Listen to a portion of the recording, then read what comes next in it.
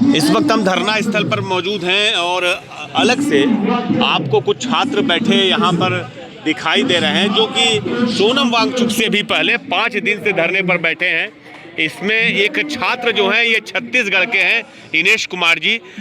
इनेश जी बोल नहीं रहे हैं, उन्होंने साफ लिखा है कि नो अन्न नो बात ओनली जल, मेरा देश मेरा खून मांग रहा है, जय भारत जय छत्तीसगढ़। और आप देख रहे हैं हाथ से लिखे पोस्टर अगल बगल रखे हैं। इस वक्त जब छत्तीसगढ़ में बुलडोजर चला करके एक पूरे के पूरे गांव को उजाड़ने की तैयारी हो रही है और पूरा का पूरा नकटी गांव 85 परिवार बेघर हो गए वहां पे रायपुर में। यहाँ पर दिल्ली में जंतर मंतर पे इनेश कुमार का नाम चारों तरफ छाया हुआ है। हम इनके साथियों से बात करेंगे, ये तो बोल नहीं सकेंगे, देखते हैं इशारे में कितना बोलते हैं। लिख कर देंगे। इनेश, आपको क्या लग रहा है कि इस्तीफा अगर नहीं दिए तो कब तक मौन रहेंगे, कब तक बिना अन्न पानी के रहेंगे? कोई मिलने आया आपसे? कोई मिलने आया? कोई मिलने नहीं आया। आपकी ये है, इस आंदोलन को समर्थन है ना आपका? पूरी तरह समर्थन दे रहे हैं। ये छत्तीसगढ़ का जज्बा है क्या जो आप इतने दिनों तक बिना अन्न के पानी के रह रहे हैं? क्या कह रहे हैं? जय छत्तीसगढ़। आप छत्तीसगढ़ में रायपुर के हैं, बिलासपुर के हैं, जांजगीर चांपा के हैं, अंबिकापुर के हैं, कहाँ के हैं? कवर्धा के हैं, कहाँ के रहने वाले हैं? बालोद जिले के रहने वाले हैं। बालोद तो आपका आजकल बहुत चर्चा में है। क्या लगता है आपकी मांगे पूरी होंगी? आपको लगता है, पूरा विश्वास है कि मांगे कम होंगी? इस आंदोलन के साथ खड़े हैं। ये आंदोलन आपके आंदोलन को मजबूत कर रहा है कि नहीं कर रहा है? पूरी तरह से मजबूती दे रहा है। तो आपने देखा कितने लोग हैं भैया यहाँ पे बैठे हुए धरने पे? दो कितने? आगे भी सब अंतर पे बैठे हुए हैं। अच्छा, ये सारे अनशनकारी है ना? आगे भी। अरे अरे अरे अरे, कुल कितने छात्र बैठे हैं ये कैसे पता लगेगा? मैं जाता हूँ, बात करता हूँ इन लोगों से। आ जाओ, चप्पल उतार। हाँ मैं आ रहा हूँ भैया, मैं आने नहीं, मैं चप्पल जूता उतार के आ रहा हूँ। अंदर जो बैठे उनका चेहरा उतरा हुआ है। सॉरी, माफ करिए। आप देख सकते हैं, एक दो नहीं, ये तमाम युवा हर तरफ देख रहे हैं आपको।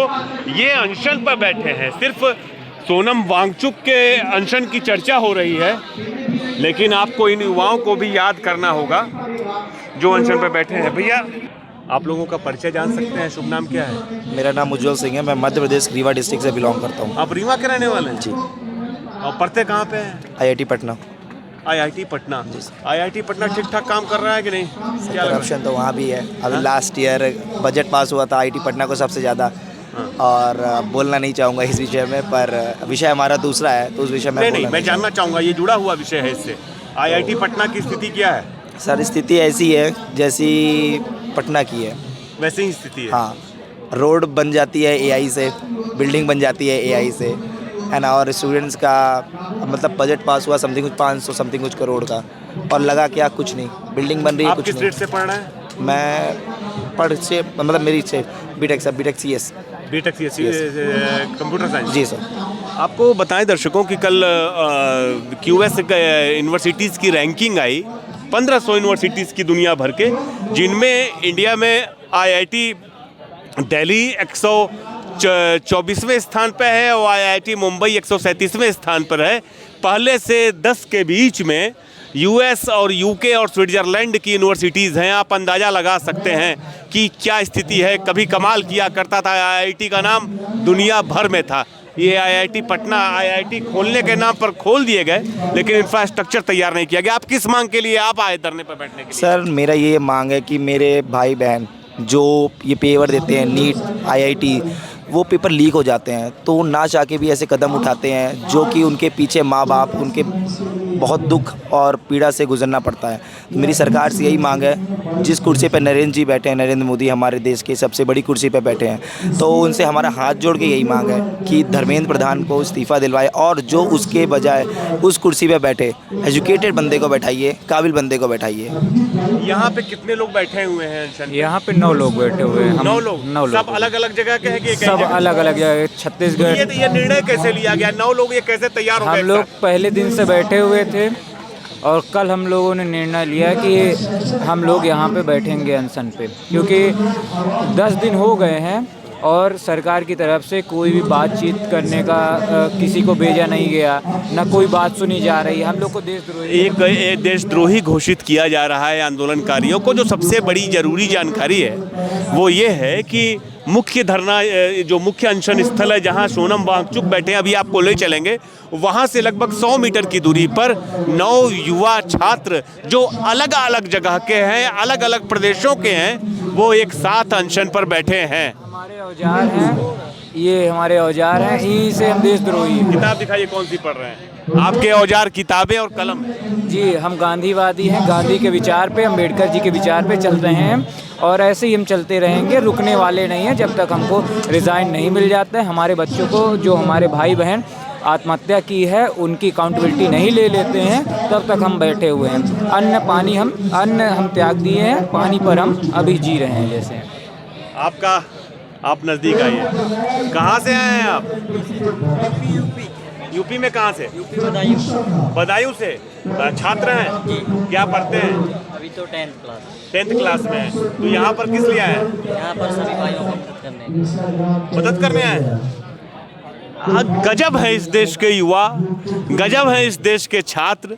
अब देखा कि एक जगह आंदोलन हो रहा है, कक्षा 10 में पढ़ने वाले हैं, लेकिन अपने मित्रों का साथ देने के लिए आ गए। आप अंदाज़ा लगा कर देखिए कि हिंदुस्तान की जो तबीयत है वो कैसी है।